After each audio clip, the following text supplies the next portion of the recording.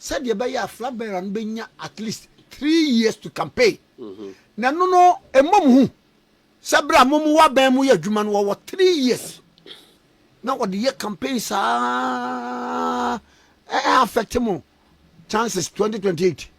One said for chair than Sumwa than it then chemda. Na enane de ba bia MPP mpanifo ewo bia na omonya me score from eye chairman general Asiedu Nketiah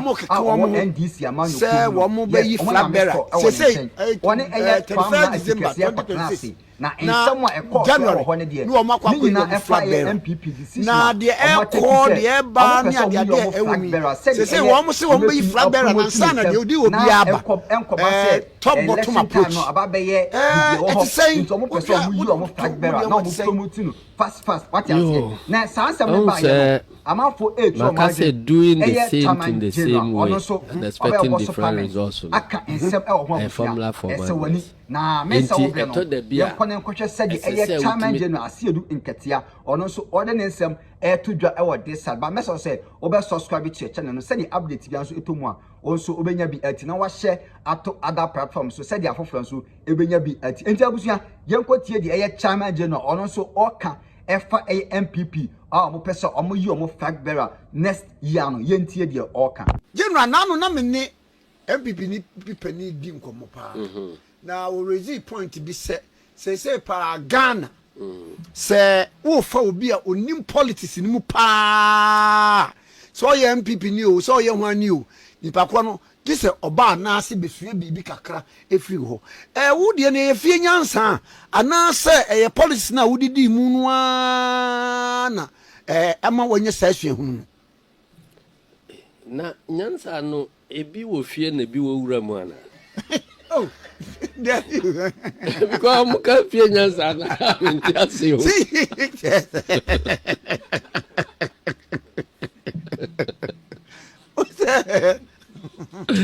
me de say enchire nkamfo ne ho ai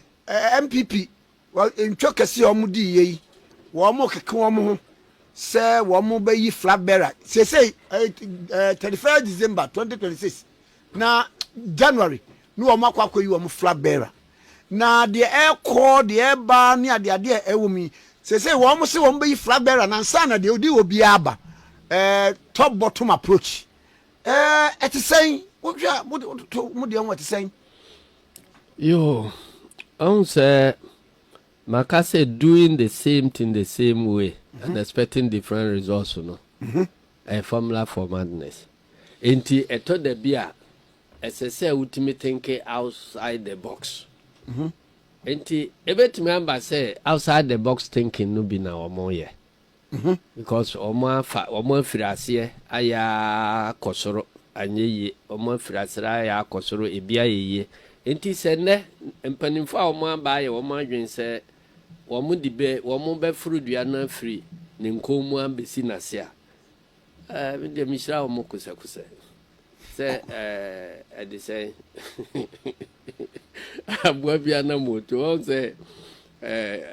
abua boy friend say oha osi frudua ase na fro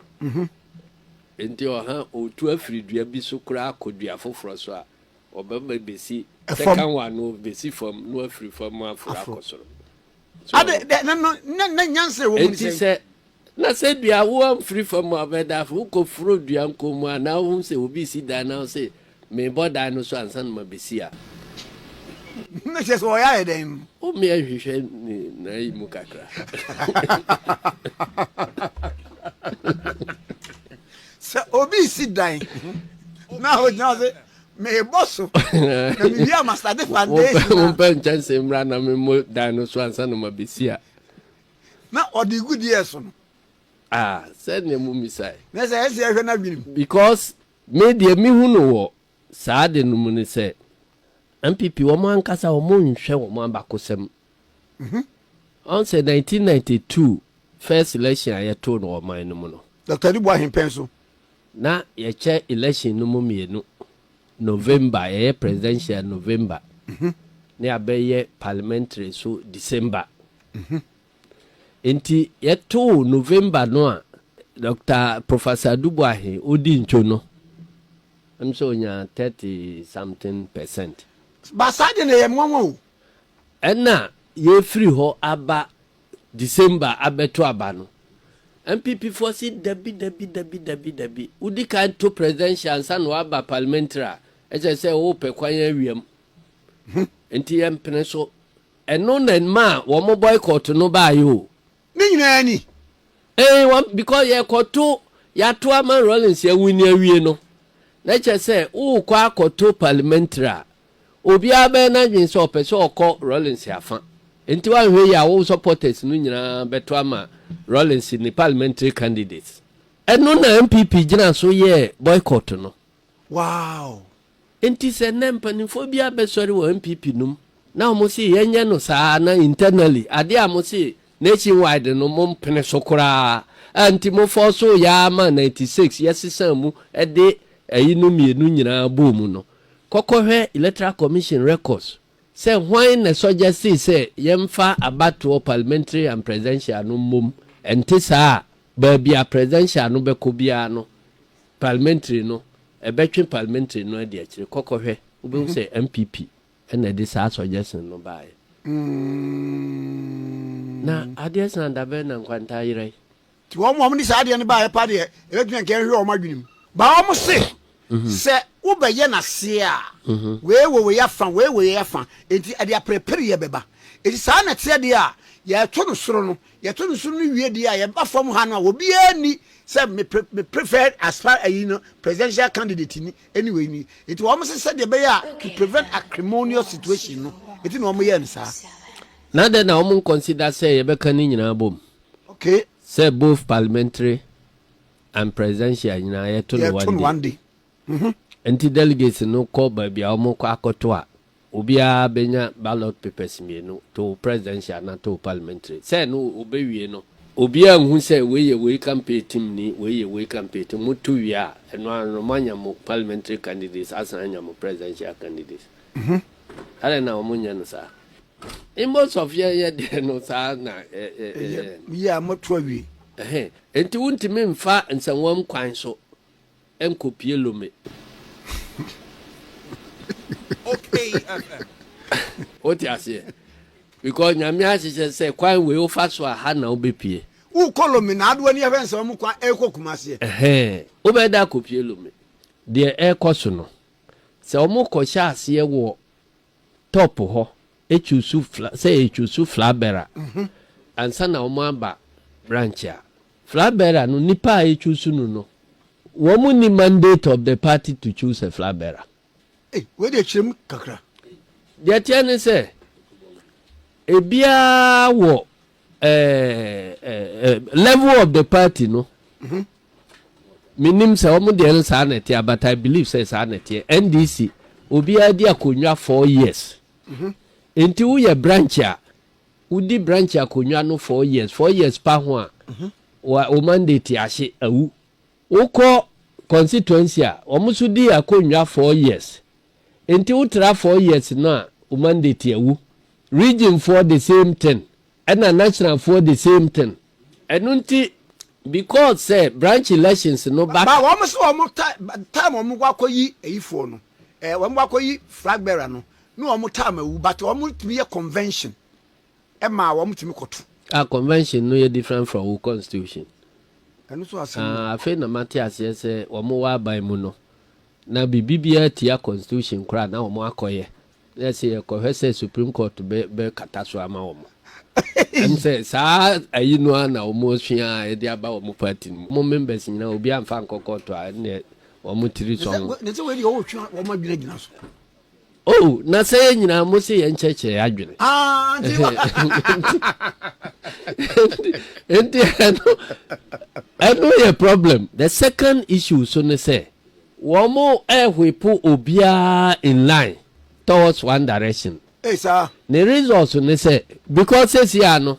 obia be say when they likely say obe win na menkodi na chi. Eno ya 668 MPs kura ko Yoruba omia ho. To. After say conversation e course no. Kwa na tikese e course bisa eye chairman general Asiedu Nketiah obisa ne say enti say NPP for say si awon am adwe say omo pese omo yi omo flag bearer intem say de omo betimi promoting in 10 term no eno no affect eye NDC amanyoko na abusia utie de eye chairman general okana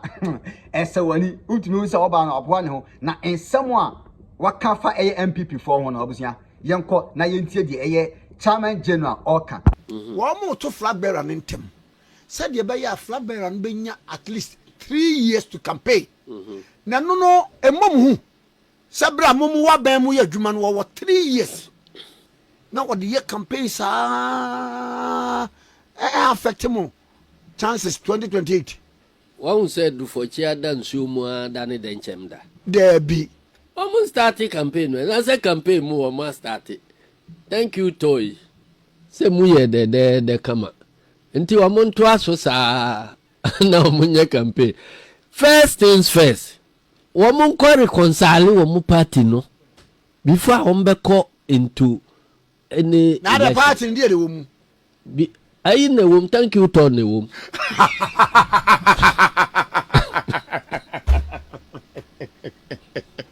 there is all can say jawo can say o me ko reconciliation say e dey wo mu apa I me say thank you to no na wo say thank you to o mo ko e uhu ye I know you normal thank you to HM said bibi wom yeah nti wo mo ko work on that one na say wo mo beba into election ebeboa wo mo me pese wo mo party no ebegu because party no when you for your shareholder shareholders wo 90s ya shares wo buzi afiri when chinti ya shares wo MPP mito ene ko ba ya ene seat na be di NDC nsem na se manyini I like that. And there was your way so the etwagu ewo eye chairman general Asiedu Nketiah ne side no yes and I made you busy message I need you obe subscribe to your channel no send update bi anso etomo a onso ebi be ka won sa na wa share ato other platforms so e dey amaye said ya foforo nso ebenya bi atie abusunya kete wo se enye dodo no nwura makra bye bye.